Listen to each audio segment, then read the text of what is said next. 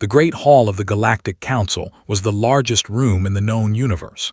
It floated in the empty space between three galaxies, built by ancient hands that no living species could remember. The walls were made of crystal that glowed with soft blue light. The ceiling stretched so high that clouds sometimes formed inside.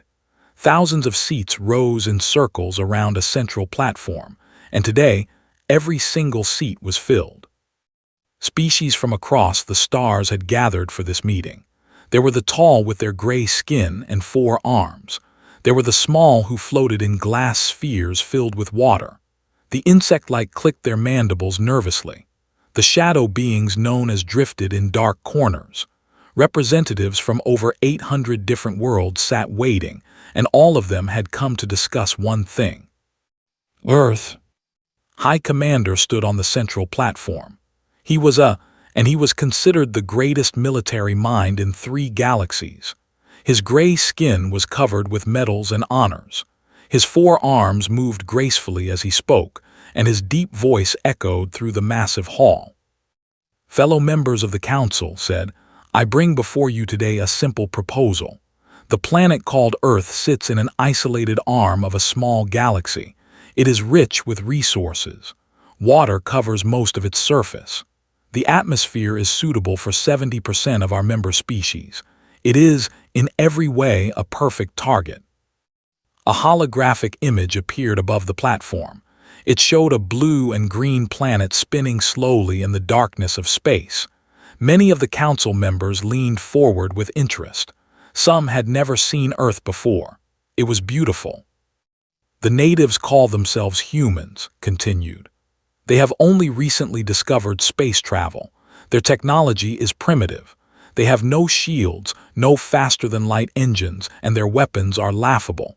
A single battleship could destroy their entire military in one afternoon. Pressed a button and new images appeared. They showed human cities, human vehicles, and human soldiers. The council members made sounds of amusement. The humans looked so weak. They had only 2 arms. They had no claws, no fangs, no natural armor. Their bodies were soft and fragile. I propose, said with confidence, that we send a fleet of 500 ships to conquer Earth. We will take the planet in 3 days. We will use the humans as workers. Their world will become a mining colony for the Council. The resources alone will fund our operations for 1,000 years. The hall erupted in applause. Many species stomped their feet or clicked their claws in approval. The proposal seemed perfect. Earth was weak. Earth was alone. Earth would fall easily. But in the back of the Great Hall, one delegate did not applaud. His name was Tarn. He was much older than Commander. His gray skin had faded to almost white with age. He had only 1 working arm now, the other 3 lost in wars that most species had forgotten. He wore no medals, no honors. He wore only simple black robes. Tarn had spent 60 years studying humans. He had watched them from hidden satellites. He had read their books, their histories, their stories. He had learned their languages. He understood them in ways that no other being in the galaxy did. And he was terrified of them. Slowly, Tarn rose from his seat. The applause began to fade as species noticed the old delegate standing. Whispers spread through the hall. Everyone knew who Tarn was. He was a legend, a hero from ancient wars. When he spoke, wise beings listened. I request permission to address the council, Tarn said. His voice was rough and tired, but it carried across the entire hall. Commander frowned. He had not expected any opposition. The council recognizes Delegate Tarn. You may speak. Tarn walked slowly down the long steps toward the central platform. Every eye in the hall watched him. His old bones ached with each step, but he did not stop. When he finally reached the platform, he stood facing the thousands of gathered species. High Commander, Tarn said, your proposal is madness. The hall went silent. No one moved. No one breathed. Calling a High Commander mad was a serious insult. His 4 hands curled into fists, but he controlled his anger. Explain yourself, old one, said coldly. Tarn turned to face the council. You look at Earth and see a weak planet. You look at humans and see primitive creatures. You see soft skin and dull teeth. You see slow reflexes and fragile bones, and you think they will be easy to conquer. He paused and let his words sink in. I have studied humans for 60 years. I have watched them more closely than any other being alive. And I tell you now, with absolute certainty, that invading Earth would be the worst mistake this council has ever made. Laughter erupted from several sections of the hall.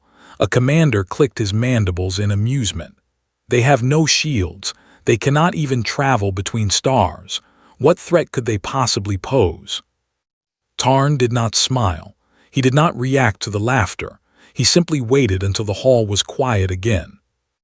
You see their weakness, he said slowly, but you do not see their strength. You look at their soft bodies and think they are fragile, but humans are not fragile. They are the most terrifying species I have ever encountered. More laughter, but this time it was nervous. Something in Tarn's voice made the council members uncomfortable. In my next presentation, Tarn continued, I will show you what humans are truly capable of. I will show you their history, their stories, their heroes. And when I am finished, you will understand why this invasion must never happen. Commander stepped forward. These are bold claims, Delegate Tarn. Do you have evidence to support them? Tarn looked at the commander with tired eyes. I have more evidence than this council can imagine, and when you see it, you will not sleep peacefully for many cycles. The hall fell into complete silence. No one laughed now. The old delegate's words hung in the air like a dark cloud. Even Commander felt a small chill run through his body. Then show us, said. Show us these terrifying humans. Tarn nodded slowly. He pressed a button on the platform's control panel. The holographic image of Earth disappeared. In its place, a new image began to form. Let me tell you, Tarn said quietly, about a species that refuses to die. The holographic display flickered and changed. The beautiful image of Earth was gone. In its place appeared something very different. It was a photograph of a young human male. He wore torn clothes covered in dirt and blood. His face was thin and exhausted, but his eyes burned with something that made several council members shift uncomfortably in their seats. This is, Tarn said. He was a soldier in one of Earth's many wars. His aircraft was shot down over enemy territory. He crashed in a frozen mountain region far from any help. Both of his legs were broken. He had no food. He had no water. The temperature was cold enough to kill most species in the galaxy within hours. Tarn paused and looked around the hall. Every eye was fixed on the image. Should have died. Any logical creature would have died, but did not die. Instead, he set his own broken legs using sticks and torn cloth. He crawled through the snow through enemy territory for 300 kilometers. It took him 16 days. When he finally reached friendly soldiers, he was more dead than alive. His body had frozen and thawed multiple times. He had lost several fingers and toes to the cold. He had eaten insects and tree bark to survive. The hall was completely silent. The doctors said he would never walk again, walked within 6 months. They said he would never fight again, returned to combat within 1 year. He served for another 20 years before retiring with honors. A delegate raised a tentacle from within its water sphere. Surely this is an exceptional case. One unusual individual does not represent an entire species. Tarn shook his head slowly. That is where you are wrong. Among humans is not exceptional. He is normal. Their history is filled with millions of stories just like his. Stories of humans who refused to die when death was certain.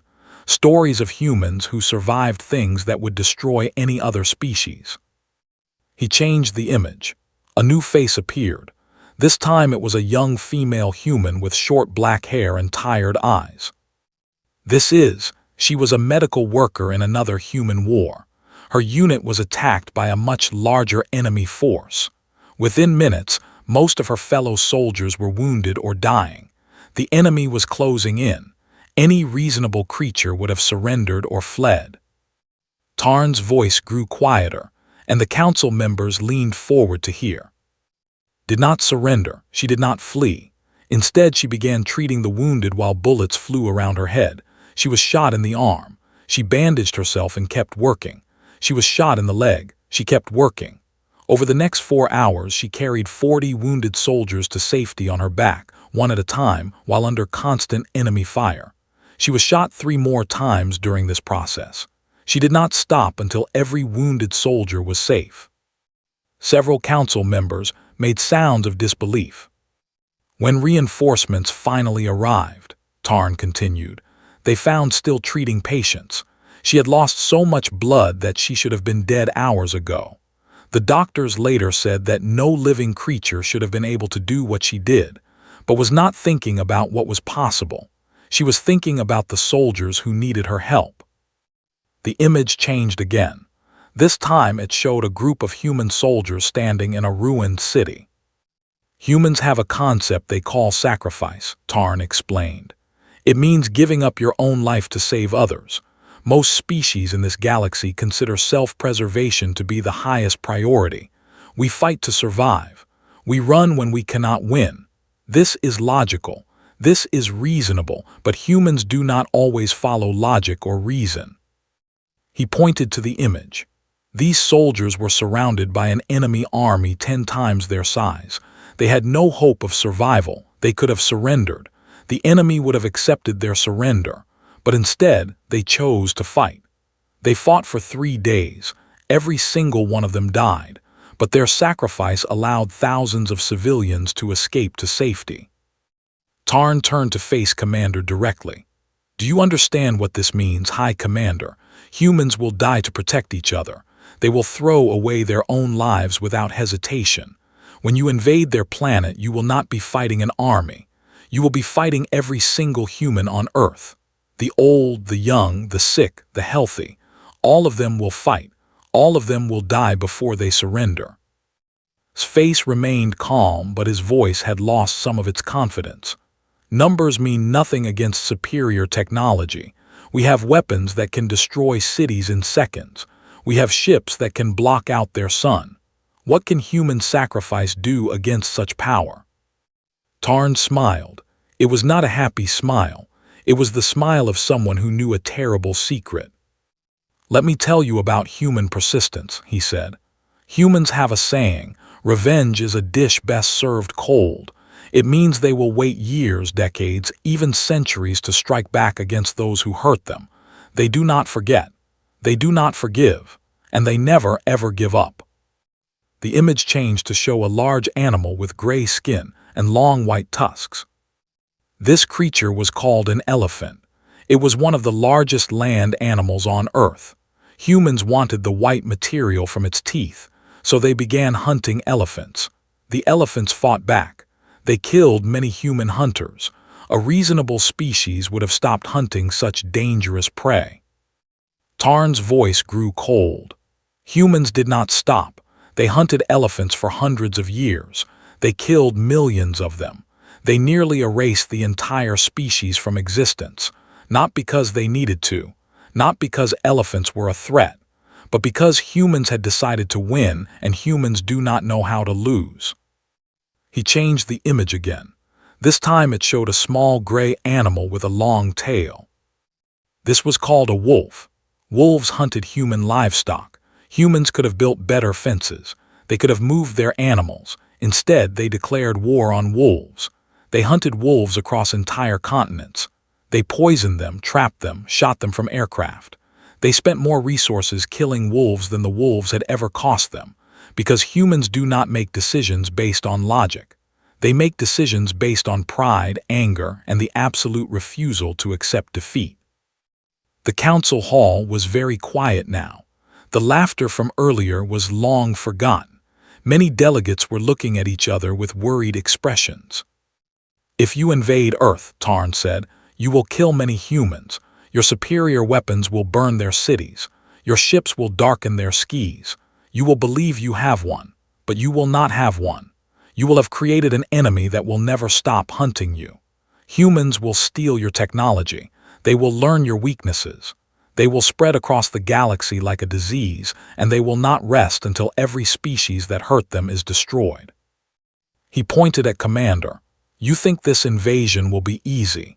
You think it will take 3 days. I tell you now it will take forever, because humans do not surrender, they do not forget, and they do not forgive. The hall remained silent for a long moment. Then, slowly, whispers began to spread. Delegates turned to each other with concerned faces. The confidence from earlier was gone, replaced by something that looked very much like fear. Tarn was not finished. He had more to show them, much more. But perhaps you still think I am exaggerating, he said. Perhaps you believe that superior numbers and technology will overcome human stubbornness. Let me show you what humans can survive. Let me show you their true strength. He pressed another button, and the display changed once again. The holographic display showed a vast white landscape. There was nothing but ice and snow stretching to the horizon in every direction. The wind howled across the frozen wasteland, carrying deadly cold that could kill most species in minutes. This, Tarn said, is a place humans call Antarctica. It is the coldest region on their planet. Temperatures drop so low that metal becomes brittle and shatters. The wind can freeze exposed skin in seconds. Nothing lives there. Nothing can survive there. He paused and looked around the council hall. Many species were already shivering just looking at the image. Except humans. The image changed to show a small building buried in snow. Smoke rose from a tiny chimney. Inside, a single human figure moved around a cramped room filled with equipment. He was a researcher who studied the ice and weather patterns in Antarctica. His supply ship was destroyed in a storm. His communication equipment failed. He was alone, with limited food and fuel, in the deadliest environment on Earth. The nearest help was thousands of kilometers away. The next supply ship would not arrive for 2 years. Several council members made sounds of sympathy. 2 years alone in such a place seemed like a death sentence. Survived, Tarn said simply. He rationed his food carefully. He melted snow for water. He repaired his equipment using whatever materials he could find. He conducted his research as if nothing had happened. When the rescue team finally arrived after 26 months, they found him thin but healthy. He had completed his research project. He had written 3 scientific papers, and he had taught himself to play a musical instrument to pass the time. The display changed again. This time it showed a vast ocean during a terrible storm. Waves rose like mountains. Rain fell so hard it was impossible to see. In the middle of this chaos, a small boat was being tossed around like a toy. Humans do not just survive on land, Tarn explained. They survive everywhere. This woman was named Myra. She was attempting to sail across the largest ocean on Earth, alone in a small boat. A storm caught her and lasted for 6 days. Her boat was damaged. Her supplies were lost. She was thrown into the freezing water multiple times. He pointed at the image. Any reasonable creature would have called for rescue. Myra did not call for rescue. She fixed her boat using cloth from her own clothes. She caught fish with her bare hands for food. She collected rainwater in containers she made from scraps. After the storm passed, she continued her journey and completed it successfully. When asked why she did not call for help, she said she wanted to see if she could do it alone. The commander stood up from his seat. His mandibles clicked rapidly in agitation. This is foolishness, not strength. These humans you describe are insane. They take unnecessary risks for no logical reason. Tarn turned to face the insect-like commander. Yes, he said quietly, they are insane. That is exactly my point. You cannot predict what insane creatures will do. You cannot plan for their actions. You cannot break their spirit because they do not follow the rules of logic that govern the rest of us. He changed the display once more. This time it showed a massive metal structure floating in the blackness of space. It was a human space station, primitive by galactic standards but impressive for such a young species. This is one of their early space stations. It was designed to orbit their planet for 15 years, but systems began to fail. Parts broke down. The humans aboard had to repair critical equipment with whatever tools they had available. There was one incident where the air supply system failed completely. The image zoomed in to show a human female floating inside the station. Her face was covered with sweat. Her hands were bleeding. She was holding together broken pipes with her bare hands while another human welded them back together. Her name was, she was the commander of the station when the crisis happened. The repair should have been impossible without proper parts. The station should have been abandoned, but refused to give up. She worked for 48 hours without sleep. She invented new repair techniques on the spot. She kept her crew calm and focused through the entire emergency. The station was saved. Tarn looked around the hall. This is what humans call willpower. It is the ability to continue functioning when the body and mind are beyond exhaustion. When it becomes tired, we rest. When it is injured, we stop fighting. When it is stressed, we retreat to safety. These are logical responses to difficult situations, but humans do not always respond logically. He pulled up another image. It showed a human male running through a desert. His skin was burned red by the sun. His lips were cracked and bleeding, but he was still moving, still pushing forward. This human was named. He was lost in a desert with no water. He walked for 7 days under the burning sun. The temperature was hot enough to cook food. His body should have failed after 3 days, but kept walking. He said later that he simply refused to die. His body wanted to stop, but his mind would not let it. This is not logical. This is not reasonable. This is human. The image changed to show a battlefield covered with mud and barbed wire. Explosions lit up the sky. Smoke covered everything. In their wars, Tarn continued, humans have performed acts that defy all understanding. They have charged into certain death without hesitation. They have held positions against impossible odds. They have continued fighting with wounds that would kill any other species instantly. He showed an image of a human soldier standing in a trench. The soldier's arm was missing below the elbow. Blood soaked his uniform, but he was still holding a weapon in his remaining hand, still watching for enemies. This soldier lost his arm to an explosion.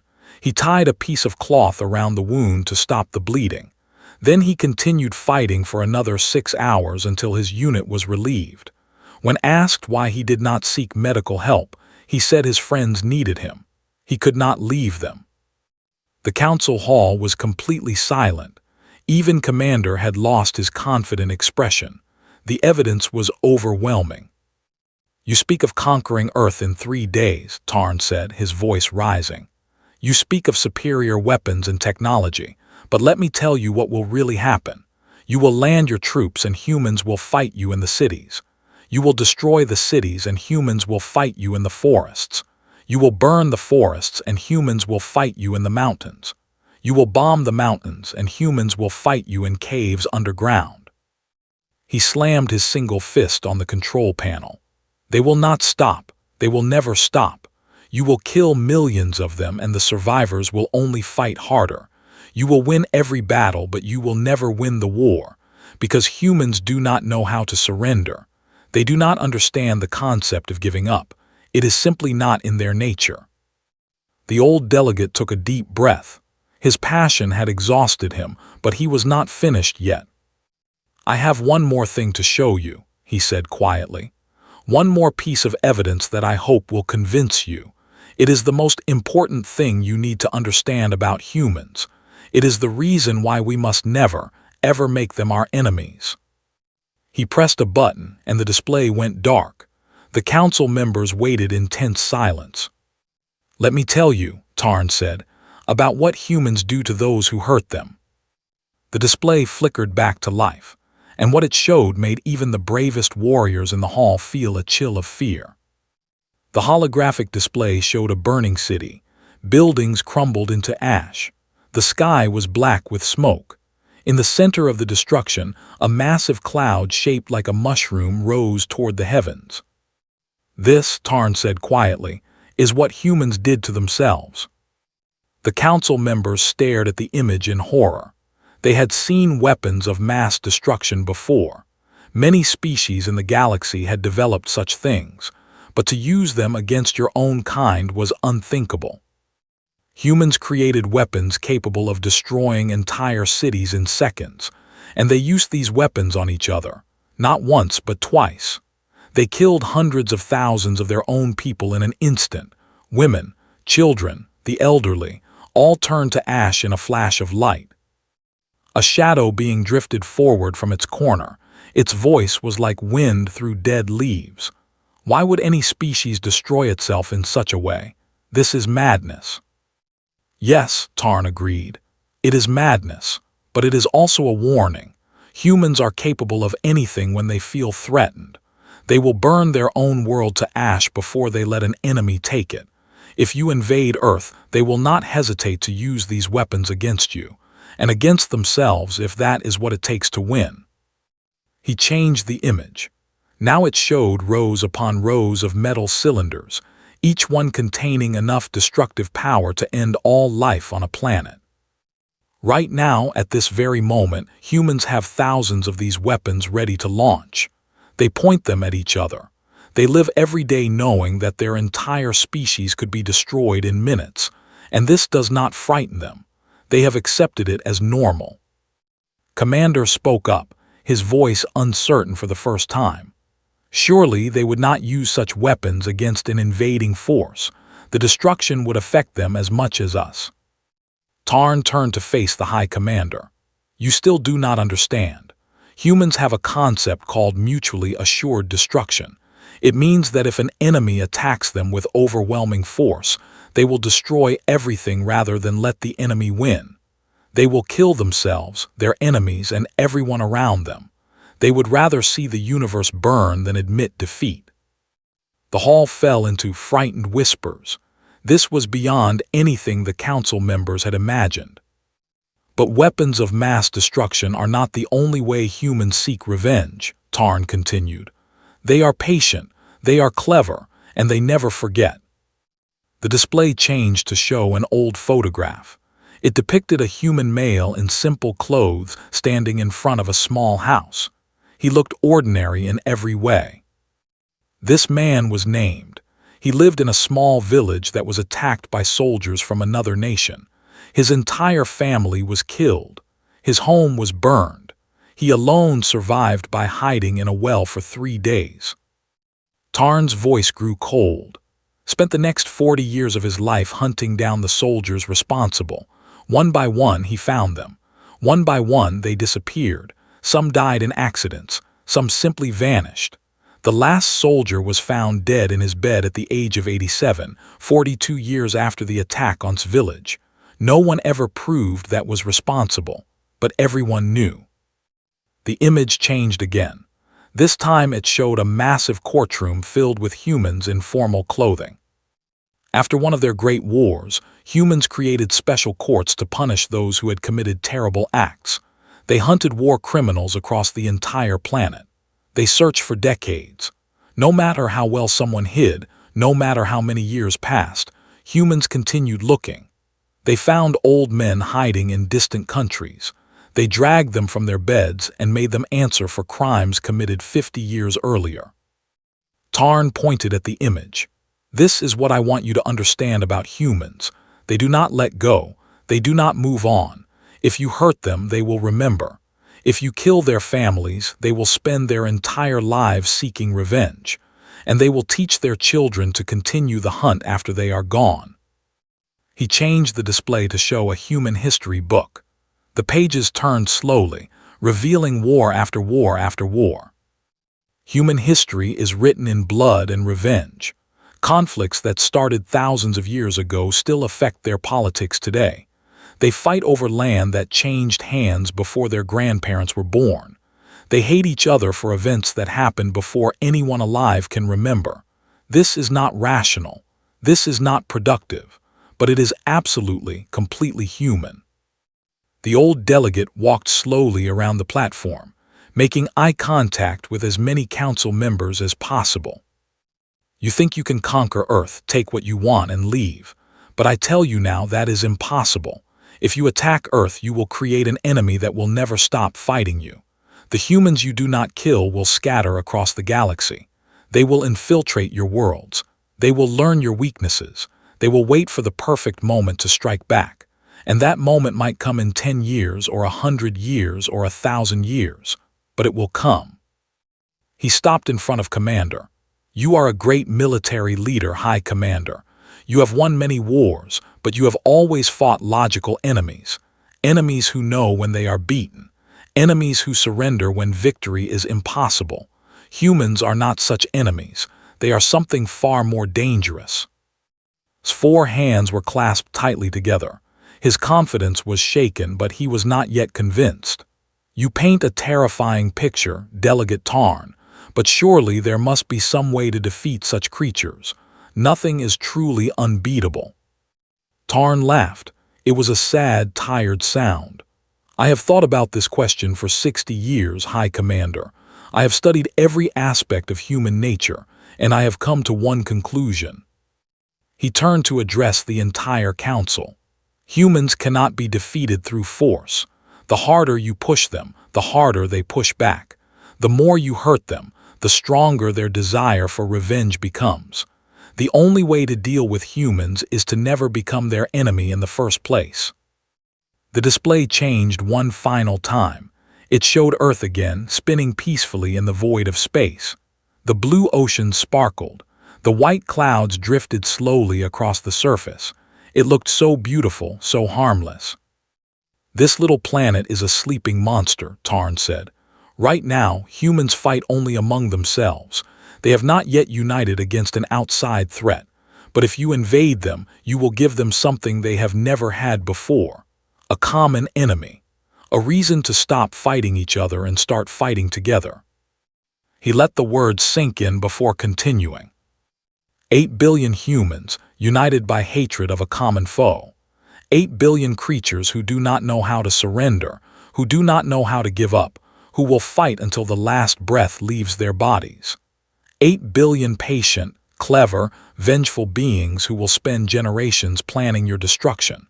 This is what you will create if you attack Earth.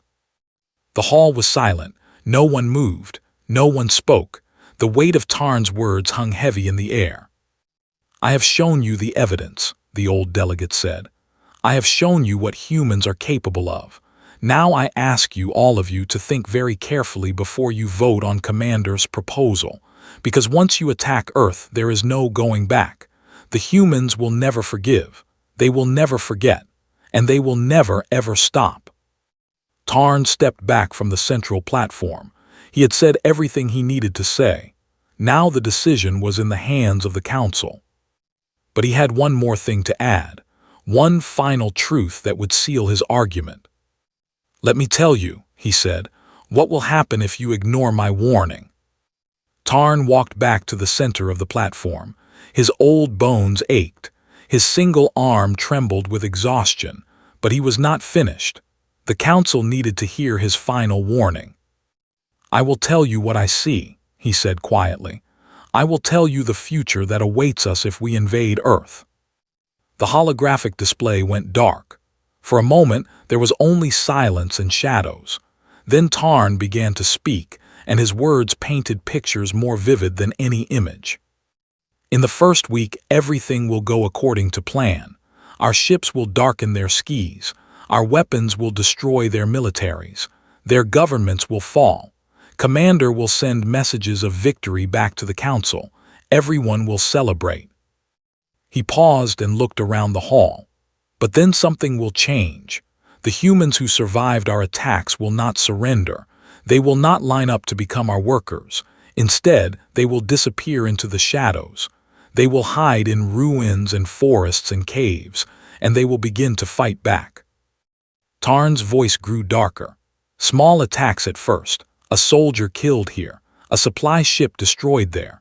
We will think these are the desperate acts of a dying species. We will be wrong. The attacks will grow. More ships, more soldiers, more equipment. No matter how many humans we kill, more will appear. They will come from everywhere. Old people with guns, children with bombs, mothers protecting their families with kitchen knives. Every human on Earth will become a soldier. The council members shifted uncomfortably in their seats. This was not the easy victory they had been promised. "We will respond with more force," Tarn continued. "We will burn their cities to the ground. We will poison their water. We will block out their sun. We will kill millions, billions of them, and still they will fight. Because for humans, death is not the worst thing that can happen. The worst thing is surrender. The worst thing is giving up." He walked to the edge of the platform and pointed at Commander. "You will become frustrated, High Commander. You have never faced an enemy like this. You will order more brutal attacks. You will authorize weapons that the Council has banned. You will try to break the human spirit through terror and pain. And you will fail. Because the harder you push humans, the harder they become. Pressure does not destroy them. It makes them stronger." Tarn turned to address the entire Council. "After years of fighting, some of you will want to leave. You will say that Earth is not worth the cost, but by then it will be too late. The humans will have captured some of our ships. They will have learned our technology. They will have studied our weaknesses, and they will follow us. Wherever we go, they will follow." His voice dropped to a whisper, but somehow it carried to every corner of the massive hall. "Within one generation, humans will spread across the galaxy like a disease. They will infiltrate our worlds. They will plant bombs in our cities. They will assassinate our leaders. They will turn our own people against us with lies and propaganda, because humans are not just fighters. They are survivors. They are adapters. They will become whatever they need to become to destroy us." The image on the display changed. It showed a galaxy map with thousands of dots representing different worlds. One by one, the dots began to turn red. "In 2 generations, whole systems will fall. Not through military conquest, but through subtle destruction from within. Humans will have embedded themselves in every part of galactic society. They will have learned our languages, our customs, our secrets. They will use everything against us. And we will never know which human is a friend and which is an enemy waiting to strike." Tarn looked at the spreading red dots with tired eyes. "In 5 generations, humans will rule this galaxy. Not because they are stronger than us, not because they have better weapons, but because they will never stop fighting, and eventually we will get tired. We will make mistakes, we will give up, and they will still be there, still pushing, still waiting for their moment." He turned off the display. The hall was plunged into darkness except for the soft blue glow of the crystal walls. "This is the future I see if we invade Earth. A future of endless war, endless death, endless suffering, not just for humans but for every species in this hall. We will awaken a monster that we cannot defeat, cannot contain, cannot control, and that monster will consume us all." For a long moment, no one spoke. The weight of Tarn's words pressed down on the council like a physical force. Even Commander stood silent, his 4 hands hanging loosely at his sides. Then slowly, a delegate raised a tentacle. "What do you suggest we do, Delegate Tarn? If humans are as dangerous as you say, surely we cannot simply ignore them. Eventually, they will develop technology to reach our worlds on their own." Tarn nodded slowly. "That is true. Humans will come to the stars someday. This is unavoidable, but we have a choice in how they arrive. We can be the monsters who tried to enslave them, or we can be the neighbors who welcomed them." He raised his single arm and gestured around the hall. "Think about what I have told you today. Humans are stubborn, vengeful, and impossible to defeat. But these same qualities can work in our favor. If we approach them with friendship instead of force, they will remember that friendship forever. If we help them grow instead of trying to conquer them, they will be loyal allies for eternity. The same persistence that makes them terrifying enemies will make them invaluable friends." Commander finally spoke. His voice was quiet, uncertain. "You are asking us to trust these creatures, to gamble the safety of the entire galaxy on the hope that they will not turn against us." "No," Tarn said firmly. I am asking you to be wise. Humans are coming to the stars whether we like it or not. The only question is what kind of relationship we will have with them. War or peace, enemies or allies, destruction or cooperation. The choice is ours to make today. He looked around the hall one final time. I have lived a long life. I have seen many wars, many victories, many defeats, and I tell you now with all the wisdom of my years that some battles should never be fought, some enemies should never be made, some monsters should be left sleeping. Tarn stepped back from the platform. I have said everything I came to say. The decision now rests with the council. The great hall remained silent for several minutes. Delegates whispered to each other in dozens of different languages. Many looked at the spot where Earth had been displayed, their expressions thoughtful and worried. Finally, the council speaker, an ancient being of pure energy, floated to the center of the platform. We will now vote on High Commander's proposal to invade the planet called Earth. All in favor, signal now. No one moved. Not a single delegate raised a hand, tentacle, or appendage. All opposed. The hall erupted in motion.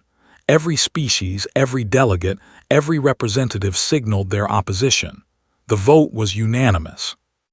The proposal is rejected, the speaker announced. Earth will remain untouched. Furthermore, the Council will establish a protection zone around human territory. No contact will be made until humans develop faster-than-light travel on their own. At that time, we will approach them as potential allies, not as conquered slaves. Commander bowed his head in acceptance. He was a proud warrior, but he was not a fool. The evidence had been overwhelming. I withdraw my proposal, he said quietly, and I thank Delegate Tarn for his wisdom. Tarn nodded slowly. His old body was exhausted, but his heart was at peace. He had done what he came to do. Earth was safe. The galaxy was safe. And somewhere on a small blue planet spinning in the darkness, 8 billion humans continued their lives, completely unaware of how close they had come to destruction, and completely unaware of the ancient alien who had saved them all. As the council members filed out of the great hall, one young approached Tarn. "Delegate," he said respectfully, "do you truly believe everything you said today? Are humans really as dangerous as you described?" Tarn looked at the young alien with tired eyes. Then slowly he smiled. "I believe they are even more dangerous," he said. "That is why we must never give them a reason to prove it." He walked away, leaving the young standing alone in the empty hall, thinking about a species that had just been saved from extinction without ever knowing it. And far away on a small blue planet called Earth, life continued as normal. Humans went to work, raised their families, fought their petty battles, and dreamed of the stars. They had no idea what waited for them out there. They had no idea what they were capable of. But someday they would find out. And on that day, the galaxy would learn to be very, very grateful that an old alien named Tarn had once called an invasion absolute madness.